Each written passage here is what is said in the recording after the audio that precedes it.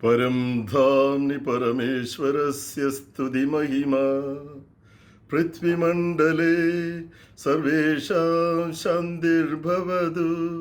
मानवाय च मङ्गलं शुभाशा सर्वदा।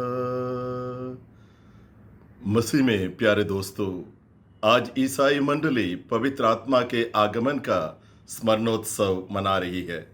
सर्वत्र उत्साह, उमंग और उत्सव का माहौल है। ईसा मसीह के पास्का पर्व के 50वीं पुण्यतिथि पर पावन आत्मा के रंग प्रवेश का महोत्सव मनाते हैं और इस पावन मुहूर्त पर कलीसिया का उद्भव और प्रेरिताई कार्य का शुभारंभ मनाया जाता है। आज के कृपा तरंग को संक्षिप्त रूप में इस प्रकार कहना चाहूँगा। आत्मा की अग्नि तपस्या से एकता, वेशभूषा की विविधता, गूंजती सभ्यता, जल का प्रवाह, हवा की गति पावनता, प्रकाश प्रस्थान, प्रसन्नता की पूर्णता। आज के पवित्र समारोह के लिए निर्धारित 4 दिव्य वचनों से पवित्र आत्मा की 3 विशेषताओं पर आप लोगों का ध्यान आकर्षित करना चाहूँगा। 1. एकता की पहचान, 2. विविधता का पोषण तथा 3. पूर्णता का पर्याय।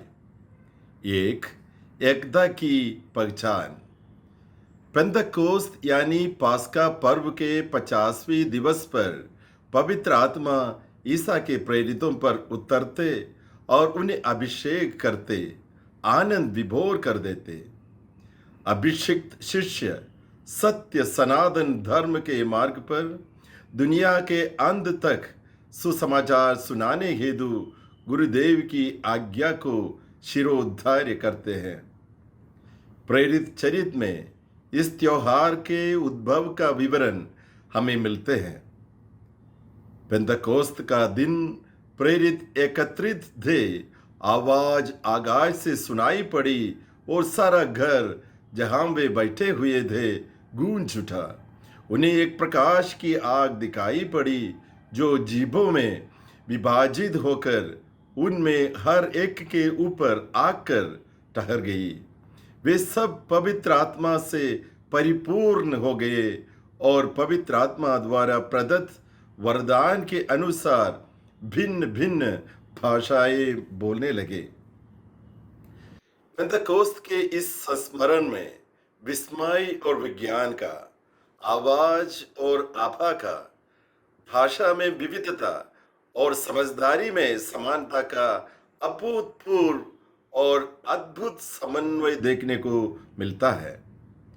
भिन्न भिन्न भाषाएं बोलने के बावजूद भी आत्मा की कृपा से सभी श्रोताओं ने अपनी अपनी भाषा में भाषण को समझने में कामयाब हुए।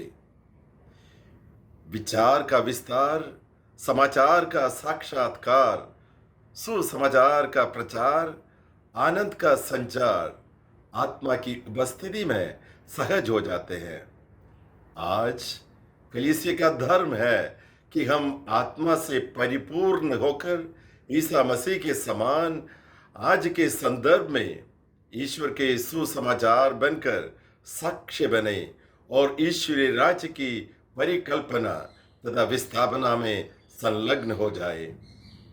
दूसरा बिंदु है विविधता का पोषण। आत्मा के वास, आवाज और सहवास का त्योहार है पेंतकोस्त। कृपादान तो नाना प्रकार के होते हैं, किंतु आत्मा एक ही है। सेवाएं नाना प्रकार की होती है, किंतु प्रभु एक ही है। जो कुछ भी हम करते हैं पवित्र आत्मा की करुणा और प्रेरणा से प्रभु की महिमा और लोक संग्रह के लिए करते हैं। आत्मा की देन अनेक है, विविधता का बोलबाला है। विविधता कभी भी एकता के लिए बाधा नहीं बनती। अनेकता में ही एकता का महत्व हम देख सकते हैं और साथ साथ एकता की महत्ता विविधता में ही पनपती है। निर्गमन ग्रंथ में हम पढ़ते हैं, यदि तुम मेरी बात मानोगे और मेरे विधान के अनुसार चलोगे तो तुम सब राष्ट्रों में से मेरी प्रजा बन जाओगे, क्योंकि समस्त पृथ्वी मेरी है। प्रभु वाणी सुनने पर लोगों ने उत्तर दिया, ईश्वर जो कुछ कहता है हम वह सब पूरा करेंगे। पेंतकोस्त के पुनीत पर्व पर ईश्वर वचन को सुनने और उस पर अमल करने का हमारा फर्ज है। इसका मतलब यह है कि पवित्र आत्मा के बलबूते पर हमें ईश्वर की प्रजा बनना है, अर्थात कलीसिया के रूप भाव में हमें उभरना है। तीसरा बिंदु, पूर्णता का पर्याय। इस तथ्य की पुष्टि में संत योहन द्वारा घोषित सुसमाचार में आत्मा के बारे में और उसकी भूमिका के बारे में जिक्र मिलता है, जो इस प्रकार है, वह तुम्हें पूर्ण सत्य तक ले जाएगा। जो कुछ पिता का है वह मेरा है। सरल शब्दों में सत्य का सुंदर सारांश प्रस्तुत किया गया है। विवरण के आधार पर स्पष्ट किया गया है कि आत्मा सत्य की पूर्णता की ओर हमें ले जाएंगे और आखिरकार पिता, पुत्र, पवित्र आत्मा की संगति में पूर्णता को हासिल करने के लिए हमें योग्य बनाएंगे। इसका मतलब यह है कि पवित्र आत्मा की सहायता से हम सत्य को जान जाएंगे, पहचान पाएंगे और आलिंगन करेंगे। फलस्वरूप पवित्र त्रित्व में हम भी सहभागी बनेंगे। इस अद्भुत अनुभव से एकत्रित, सम्मिलित और पवित्रीकृत होने से स्वर्ग समान धरती पर भी एक आदर्श इकाई स्थापित हो जाती है। एक अद्भुत ईश्वरीय दरबार में लोग प्रवेश करेंगे, जो समय के प्रारंभ से तैयार किया गया है। पवित्र आत्मा के आगमन से ईसा का अनुगमन आसान हो गया।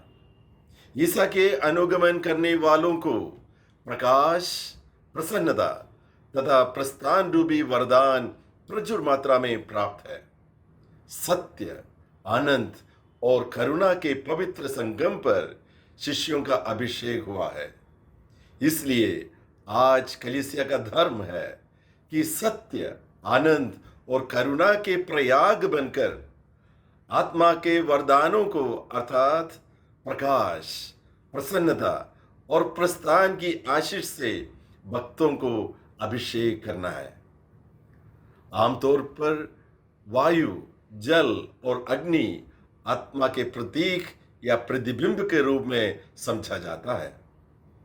इन तीनों प्रतीकों का धर्म शुद्ध करने से तात्पर्य रखता है। इसके साथ साथ इन तीनों में अद्भुत शक्ति और सिद्धि समाहित और प्रवाहित है। आंधी तूफान में हवा की शक्ति है, बिजली की रोशनी है और वर्षा का पानी है। आत्मा के प्रतीकों का सुंदर समागम है। आत्मा के प्रत्येक प्रतीक, चाहे पानी या हवा या आग हो, रोजमर्रा की जिंदगी में मरण की सभ्यता से जीवन की सभ्यता की ओर ले जाता है। असत्य से सत्य की ओर हमें ले चलता है। दुख से आनंद की ओर हमें आकर्षित करता है। पराधीनता से स्वाधीनता की ओर आमंत्रित करता है। पवित्र आत्मा शक्ति का पर्याय है, सिद्धि का स्रोत है, गति की दिशा है, रहस्य का अनावरण है, सबके समीप है, सबसे दूर है, सबके अंदर है, सबसे बाहर है, सबसे तेज है, सबसे स्थिर है, सभी में विद्यमान है, किसी के अधीन नहीं, सबसे अदृश्य, सबका अनुभव है। उस परम पवित्र आत्मा को हम नमन करते हैं। पवित्र आत्मा परमेश्वर हमें पानी से अपना मेल मिटा दे, अग्नि से हमें पावन बना दे, हवा से हमें साफ होने दे, जिसे हम प्रभु के सुख, सुंदरता तथा संतोष के मधुर स्पर्श से आनंद के साक्षी बनकर ईश्वरीय राज्य की संस्थापना और विस्थापना में निरत कार्यरत रहे। दोस्तों, पवित्र आत्मा की तीनों विशेषताओं पर गौर करें। कलीसियाई सत्संग के व्यवहारों को आत्मा की प्रेरणा के अंतर्गत बनाए रखने के लिए एकता को बनाए रखें, विविधता को मनाते जाएं और पूर्णता की ओर बढ़ते चलें। आज के मनन चिंतन को तरंगित करने के लिए, मन मंदिर में प्रतिष्ठित करने के लिए और अधरों से जपने के लिए एक मंत्र मैं आप लोगों के सामने पेश करना चाहूँगा। मेरे प्रभु, मेरे ईश्वर, मेरी अंतरात्मा मुझ पर दया कर। मेरे प्रभु, मेरे ईश्वर, मेरी अंतरात्मा मुझ पर दया कर। आमीन।